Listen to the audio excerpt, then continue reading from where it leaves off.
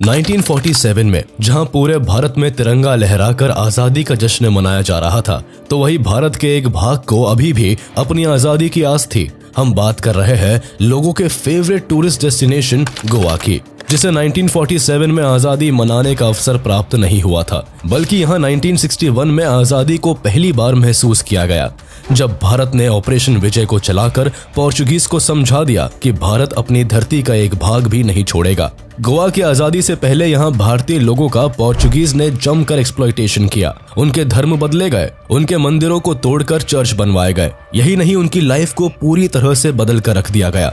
लेकिन सोचने वाली बात यह है कि जब भारत 1947 में आजाद हो गया तो गोवा क्यों नहीं? क्यों पोर्चुगीज ब्रिटेन और फ्रांस की तरह भारत को छोड़कर नहीं गए? क्यों भारत ने 1961 तक अपने ही देश के एक हिस्से को छुड़वाने में इतना वक्त लगा दिया? और आखिर क्यों भारत को गोवा की आजादी के लिए ऑपरेशन विजय को चलाना पड़ा?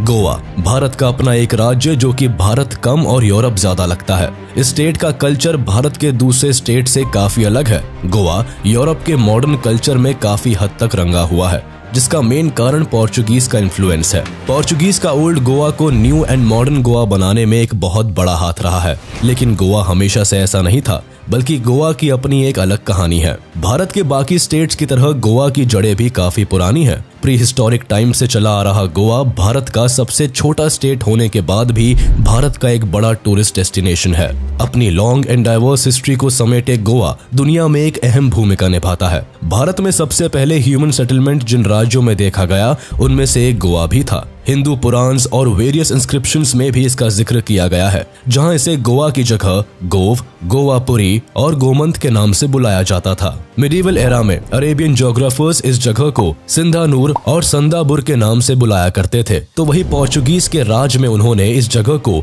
वेल्हा गोवा का नाम दिया। गोवा की अर्ली हिस्ट्री को देखें तो 250 BC में ये जगह मौर्यन एम्पायर का भाग था। इसके बाद 300 AD से 600 AD तक भोजा किंग्स ने इस जगह पर अपनी दावेदारी रखी। इसके बाद गोवा में 2nd सेंचुरी CE से 1312 तक कदंबा डायनेस्टी ने अपना कंट्रोल रखा। ये वो वक्त था जब मुस्लिम इन्वेडर्स एशिया के देशों में लगातार इन्वेजन कर रहे थे।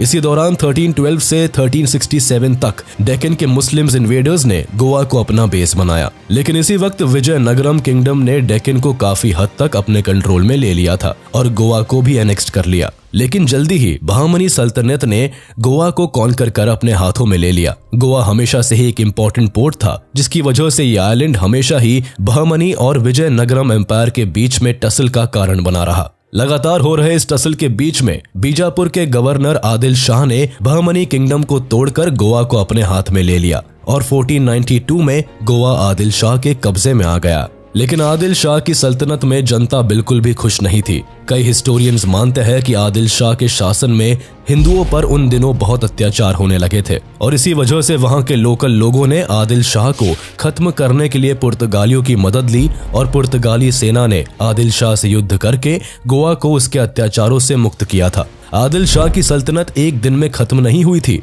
बल्कि इसके पीछे गोवा के ही एक आदमी का हाथ था। गोवा में रहने वाले तिमैया और तिमोजा नाम के एक इंसान ने पुर्तगाली कॉन्करर अफोंसो डी अल्बुकर्की, जो कि एक Portuguese general and Portuguese India का वाइसरॉय था, से दोस्ती कर ली। अफोंसो डी अल्बुकर्की 1509 से लेकर 1515 तक पोर्चुगीज इंडिया का वाइसरॉय था। तिमैया इसके साथ मिलकर यूसुफ आदिल शाह को गोवा से जड़ से उखाड़ फेंकने का प्लान बनाता है।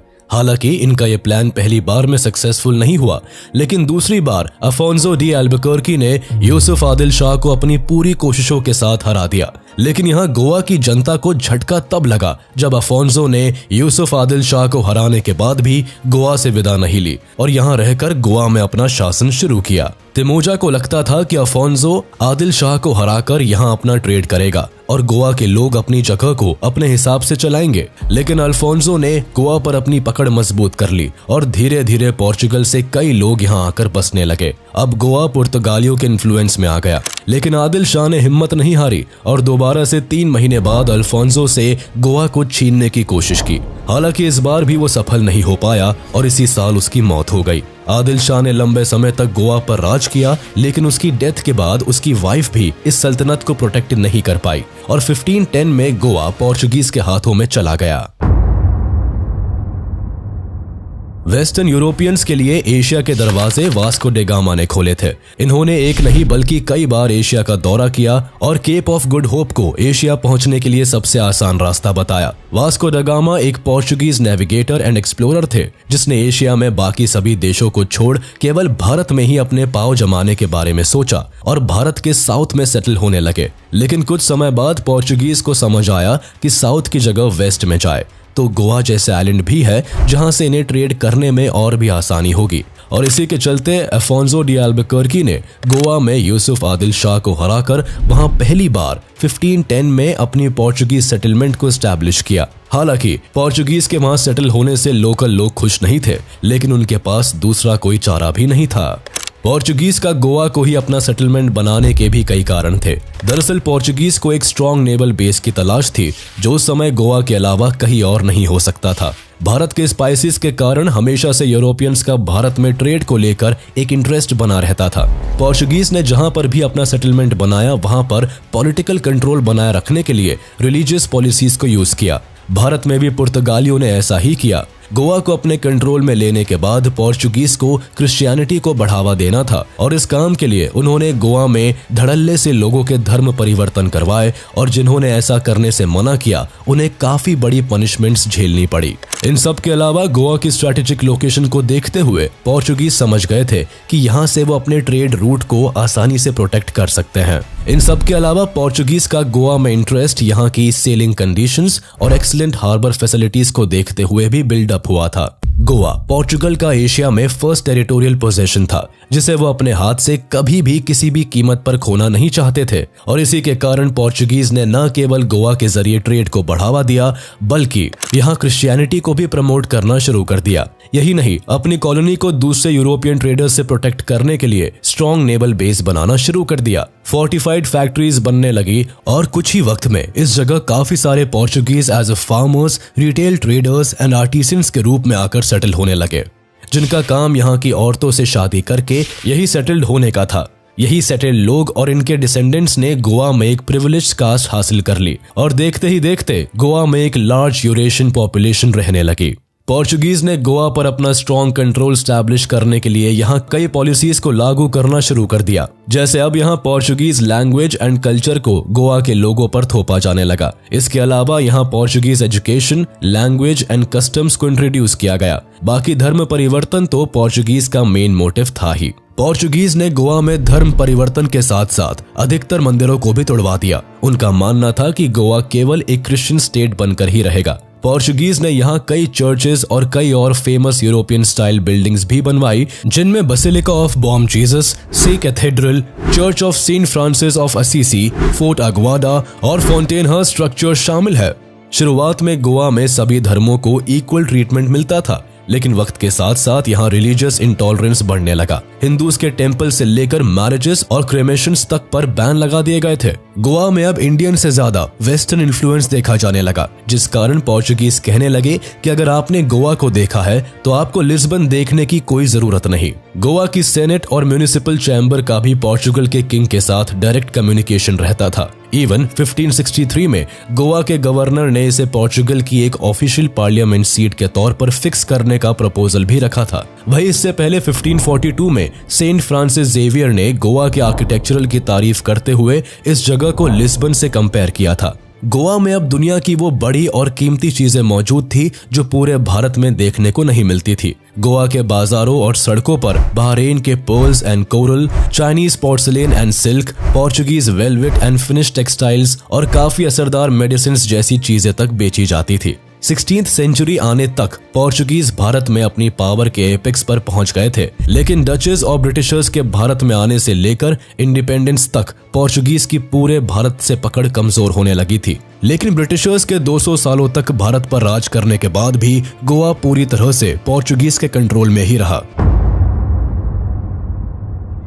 ब्रिटिशर्स के भारत छोड़ने और भारत की आजादी के साथ ही गोवा के लोगों को भी अब लगने लगा कि कई 100 सालों से चले आ रहे पोर्चुगीज राज से उन्हें छुटकारा मिल जाएगा। लेकिन असल में ऐसा हुआ नहीं, बल्कि पोर्चुगीज तो अब गोवा को अपनी टेरिटरी का एक अहम हिस्सा मानने लगे थे और उनके हिसाब से गोवा अब उनका था, ना कि भारत का। हालांकि वो केवल पोर्चुगीज ही नहीं थे जिन्होंने भारत को छोड़कर न जाने का प्लान बनाया था, बल्कि पौंडीचेरी में फ्रांस ने भी अपने पांव जमाए हुए थे। लेकिन कुछ ही समय बाद 1 नवंबर 1954 को फ्रांस ने भारत के आगे सरेंडर कर दिया और बिना किसी कॉन्फ्लिक्ट के वो भारत को छोड़कर चले गए। लेकिन पोर्चुगीज को भारत सरकार के कहने पर भी ये समझ नहीं आया कि गोवा उनका नहीं, भारत का एक अहम हिस्सा है। इंडिपेंडेंस के बाद गोवा भारत के बाकी सभी स्टेट्स की तरह इंडिपेंडेंट नहीं हुआ था और यहाँ भी भारत के कुछ अन्य स्टेट्स की तरह टेंशन्स बरकरार थी। जूनागढ़, हैदराबाद, पौंडीचेरी, कश्मीर, गोवा जैसे कुछ क्षेत्र ऐसे थे जहां भारत लगातार अपना हक बनाने के लिए हर मुमकिन कोशिश कर रहा था। कश्मीर, जूनागढ़ और हैदराबाद पर पाकिस्तान की लगातार नजर बनी हुई थी। लेकिन यहाँ सोचने वाली बात यह है कि जब लक्षद्वीप जैसे बैरन आइलैंड तक को पाकिस्तान ने हथियाने की कोशिश की तो गोवा को क्यों नहीं? अब इस बात का साफ आंसर कल्चर डिफरेंस और पॉपुलेशन था। यानी पार्टीशन के बाद पहले ही रेड क्लिफ लाइन के थ्रू भारत और पाकिस्तान बट चुका था। दोनों देशों को उनकी सीमाओं का अंदाजा था और इसके हिसाब से गोवा भारत का एक हिस्सा था। दूसरा, पाकिस्तान आजादी के बाद भारत के केवल उन हिस्सों पर दावा कर रहा था जो या तो खुद भारत में शामिल नहीं होना चाहते थे या वहां की पॉपुलेशन मुस्लिम मेजॉरिटी थी। लेकिन गोवा में उस समय क्रिश्चियनिटी का इन्फ्लुएंस ज्यादा था, जिस कारण उनका गोवा पर फोकस कभी गया ही नहीं। गोवा को लेकर पाकिस्तान का दावा न करने का एक कारण ये भी था कि गोवा में भारत की आजादी के बाद भी पोर्चुगल्स का राज था और उस समय पाकिस्तान के पास इतनी ताकत नहीं थी कि वो भारत और पोर्चुगीज से एक साथ लड़ सके। भारत की आजादी के लिए पहली क्रांति की लड़ाई भले ही 1857 में लड़ी गई हो, लेकिन भारत के एक हिस्से में इससे पहले ही एक क्रांति हुई जो अंग्रेजों के खिलाफ नहीं बल्कि पुर्तगालियों के खिलाफ गोवा में 1555 में की गई थी। 1555 तक गोवा के लोग कैथोलिक प्रीस्ट के अत्याचार और एग्जॉर्बिटेंट लैंड रेवेन्यू से परेशान हो गए थे, जिस कारण उन्होंने पोर्चुगीज के खिलाफ क्रांति शुरू कर दी। लेकिन पोर्चुगीज ने इस क्रांति को बुरी तरह से कुचल दिया, जिसके बाद लंबे समय तक गोवा की जनता पोर्चुगीज के अत्याचारों तले ही दबी रही। इसके बाद मेजर क्रांति गोवा में 1787 में हुआ, जिसे पिंटो रिवॉल्ट और पिंटो कॉन्स्पिरेसी के नाम से जाना जाता है। इस रिवॉल्ट का मुख्य कारण पुर्तगालियों द्वारा चर्च के ऊंचे पदों पर लोकल गोवन कैथोलिक प्रीस्ट के बजाय यूरोपियन क्लर्जी को इम्पोर्टेंट दिया जाना था, जिसके कारण लोकल गोवन कैथोलिक पादरी ने पोर्चुगीज के खिलाफ विद्रोह कर दिया। हालांकि इस क्रांति को भी पोर्चुगीज ने दबा दिया और इस कॉन्स्पिरेसी में इन्वॉल्व सभी लोगों को मौत की सजा दे दी गई। इस तरह के कई रिवॉल्ट्स छोटे लेवल पर होते रहे, लेकिन राणे ऑफ सतारी वो लोग थे जिन्होंने गोवा में पोर्चुगीज की सत्ता को लगभग 150 सालों तक चुनौती दी। हालांकि इनके प्रति पोर्चुगीज हमेशा ही लीनियंट रहे, लेकिन फिर भी इनके रिवॉल्ट्स हर बार दबा दिए गए। आखिरी बार इस परिवार के आदमी दादा राणे ने 1895 में अपने 900 साथियों के साथ पोर्चुगीज के खिलाफ गुरिल्ला वॉर शुरू किया था। हालांकि इस बार भी पोर्चुगीज ने बुरी तरह से इस रिवॉल्ट को खत्म कर दिया और दादा राणे और इनके साथियों को पैसिफिक ओशन में लोकेटेड एक आइलैंड पर डिपोर्ट कर दिया। इसके साथ ही गोवा में रिवॉल्ट्स का दौर लंबे समय तक सुस्त पड़ गया। 20th सेंचुरी आते आते भारत में फ्रीडम मूवमेंट काफी तेज हो गया था। वही पोर्चुगीज के अत्याचारों को लेकर गोवा में एक फ्रेंच एजुकेटेड गोवन इंजीनियर त्रिस्ताओ दे ब्रेगांका कूना ने आवाज उठाई और 1928 में पोर्चुगीज के खिलाफ गोवा में गोवा कांग्रेस कमेटी को फॉर्म किया गया। इस कमेटी की जड़ें इंडियन नेशनल कांग्रेस से जुड़ी थी, जो इनकी मदद करते थे। कमेटी बनाने के साथ ही गोवा में पोर्चुगीज के खिलाफ मास मूवमेंट्स होने लगे, जिसके खिलाफ पोर्चुगीज ने कई अरेस्ट और पुलिस फायरिंग भी की, जिसमें कई लोग घायल भी हुए। लेकिन ये मूवमेंट्स बंद नहीं हुए, बल्कि कई mass demonstration and non violent protest और शुरू हो गए। अब गरम दल और नरम दल की तरह ठीक यहाँ भी एक तरफ नॉन वायलेंट प्रोटेस्ट हो रहे थे, तो दूसरी ओर आजाद गोमंतक दल and the United front of गोवंस ने पोर्चुगीज को गोवा से भगाने के लिए कई वायलेंट अटैक शुरू कर दिए। लेकिन पोर्चुगीज पर इन सब का भी कोई असर नहीं हुआ। सदियों से गोवा में हो रहे पोर्चुगीज अत्याचार से यहाँ की पब्लिक परेशान हो उठी थी। दिन प्रतिदिन गोवा में पुर्तगालियों का अत्याचार बढ़ रहा था, लेकिन गोवा को छोड़कर भारत के ज्यादातर भागों में ब्रिटिश का राज होने के कारण महात्मा गांधी से लेकर इंडियन नेशनल कांग्रेस के बड़े नेता सब के सब ब्रिटिशर्स को देश से भगाने में लगे थे। इसीलिए किसी का ज्यादा ध्यान गोवा की तरफ नहीं जा रहा था। हालांकि वल्लभ भाई पटेल से लेकर महात्मा गांधी तक सभी भारत में पूर्ण स्वराज की मांग तो कर रहे थे, लेकिन इसमें गोवा का हिस्सा नहीं था। लेकिन 1946 एक ऐसा साल बना जब गोवा के भाग्य ने करवट ली और डॉक्टर राम मनोहर लोहिया ने गोवा में भी अपना एजिटेशन शुरू किया। ऐसा नहीं है कि यहाँ पहले से लोग पोर्चुगीज के खिलाफ नहीं थे, बल्कि डॉक्टर लोहिया ने जैसे ही गोवा लिबरेशन बैटल में अपना हाथ आगे बढ़ाया, वैसे ही गोवा के सारे यूथ उनके साथ फ्रीडम के लिए मैदान में उतर पड़े।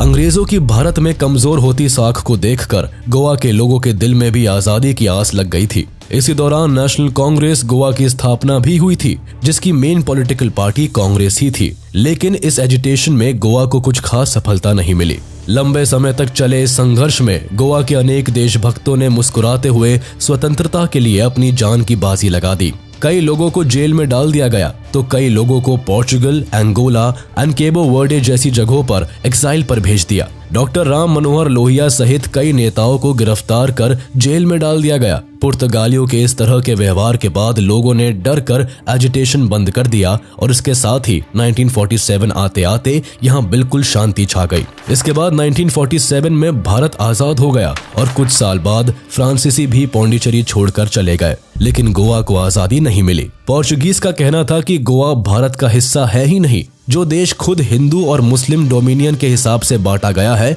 उसमें गोवा जैसे क्रिश्चियन पॉपुलेशन वाले स्टेट कैसे हो सकते हैं। इसके साथ ही उन्होंने गोवा के लोकल लोगों को भड़काने के लिए कई सारे स्पीचेस भी दिए। कम्युनिकेशंस कैंपेन चलाए जिसमें एक सिनेमा तक बनवाया गया था और लोगों को कन्विंस करने की कोशिश भी की गई थी कि पुर्तगालियों के अंडर रहना ही गोवा के लोगों के लिए अच्छा है। एक हिंदू देश भारत में उन्हें कोई अधिकार और सम्मान नहीं मिलेगा। भले ही गोवा में पोर्चुगीज अपनी चाल चल रहे थे, लेकिन भारत में गोवा को मिलाने के लिए कई कोशिशें की जा रही थी। कई बार गोवा को भारत में मिलाने की कोशिश फेल होने के बाद 27 फरवरी 1950 में भारत सरकार ने बिना किसी अग्रेसिव मूव के शांति से एक टेबल टॉक करने का प्रपोजल पोर्चुगीज को दिया।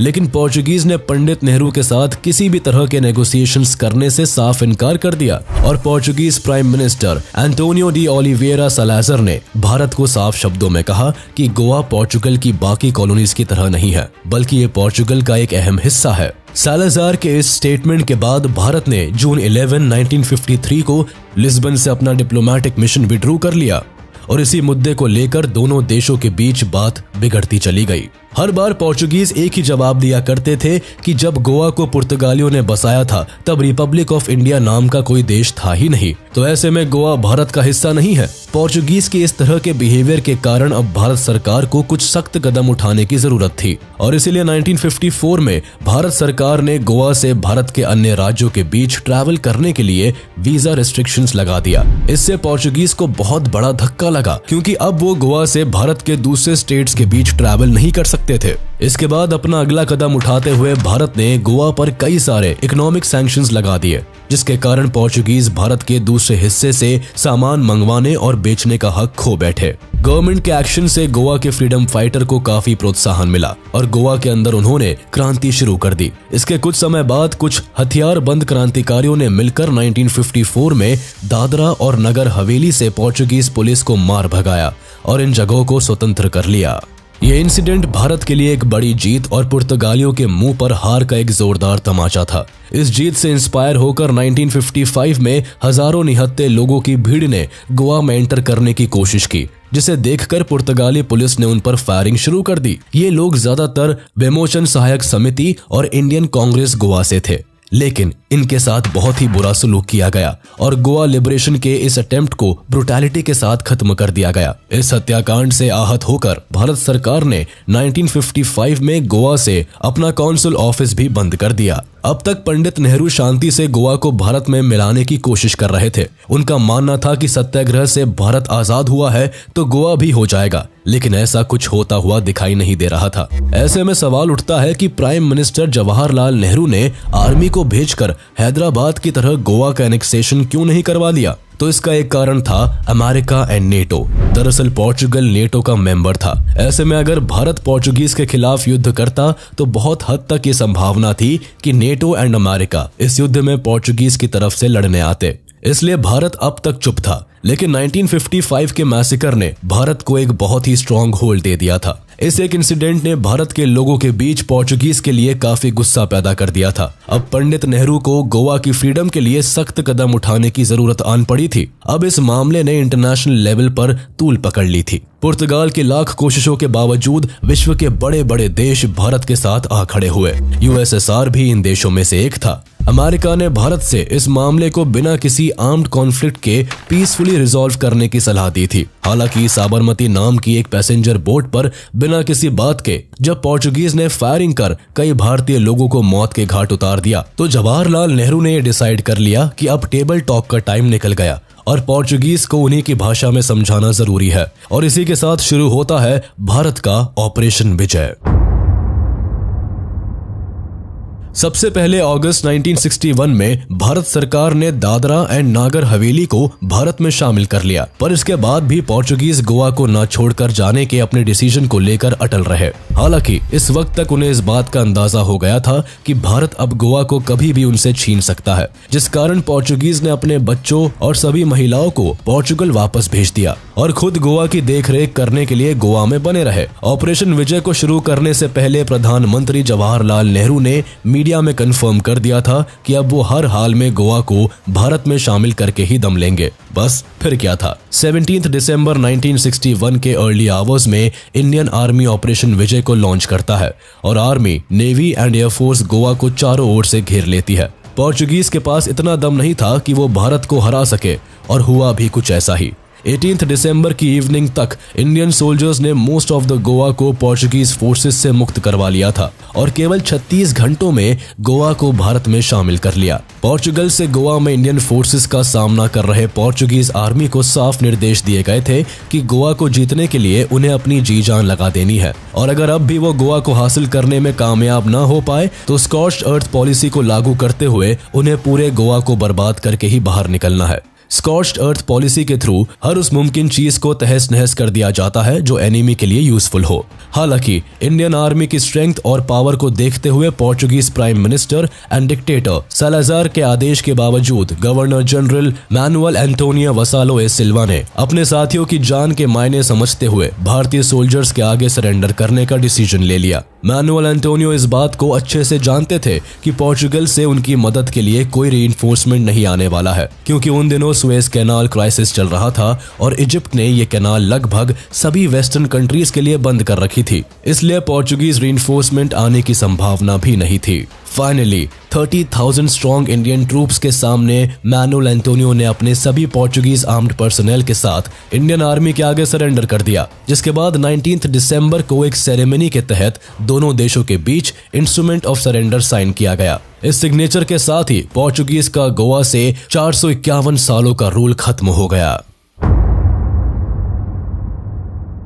गोवा के भारत में एनेक्स्ड होने के बाद एक तरफ जहां गोवा के लोगों के बीच मिले जुले रिएक्शंस थे, तो वहीं पोर्चुगल भारत से बुरी तरह से चिढ़ गया था, जिसका रिजल्ट ये हुआ कि पोर्चुगीज गवर्नमेंट ने फॉर्मली भारत के साथ सभी डिप्लोमेटिक टाइज को खत्म कर दिया। साथ ही उन्होंने गोवा को भारत का हिस्सा मानने से भी इनकार कर दिया। गोवा को खोने का पोर्चुगल पर इतना गहरा असर पड़ा कि उस साल लिस्बन में क्रिसमस के सेलिब्रेशंस की जगह मातम छाया रहा। वहां कोई भी क्रिसमस की चमक धमक नहीं देखी गई। गोवा के भारत में मिलने के बाद कुछ टाइम तक यहाँ मिलिट्री रूल रहा और इसके बाद 1962 में यहाँ इलेक्शंस हुए और दयानंद बालकृष्ण बंडोडकर गोवा के पहले चीफ मिनिस्टर बने। भारत का गोवा जीतने का डिसीजन दुनिया ने अपने हिसाब से जज किया। किसी को ये सही लगा तो किसी को गलत, किसी ने इसे भारत की हिपोक्रेसी बताया तो किसी ने इसे भारत का हक। सोवियत यूनियन के साथ साथ यूगोस्लाविया, अरब स्टेट्स, घाना, इंडोनेशिया और सिलोन, जो आज का श्रीलंका है, ने भारत को गोवा के एनेक्सेशन को सपोर्ट किया। सोवियत प्रेसिडेंट लियोनिड ब्रेजनेव उस समय भारत दौरे पर बॉम्बे में थे। तब उन्होंने कहा था कि यूएसएसआर पूरी तरह से भारत के साथ सिंपैथी रखता है और पोर्चुगीज कोलोनियलिज्म के खिलाफ भारत के गोवा के लिबरेशन को पूरी तरह से सपोर्ट करता है। सोवियत प्रीमियर निकिता क्रुश्चेव ने लेटर लिखकर प्रधानमंत्री नेहरू से कहा था कि भारत से पोर्चुगीज कोलोनियलिज्म को खत्म करने के लिए भारत ने जो भी कदम उठाए हैं वो बिल्कुल लॉफुल एंड जस्टिफाइड है। वही America, United Nation, NATO, United Kingdom, Canada, Australia, New Zealand, France, Netherlands, Spain, West Germany and Pakistan ने भारत के स्टेप को क्रिटिसाइज करते हुए नेगेटिव और गलत का करार दिया। इसी के साथ गोवा आज न केवल 15 अगस्त को आज़ादी का महोत्सव मनाता है, बल्कि 19 दिसंबर को भी गोवा अपने लिबरेशन डे के तौर पर मनाता है।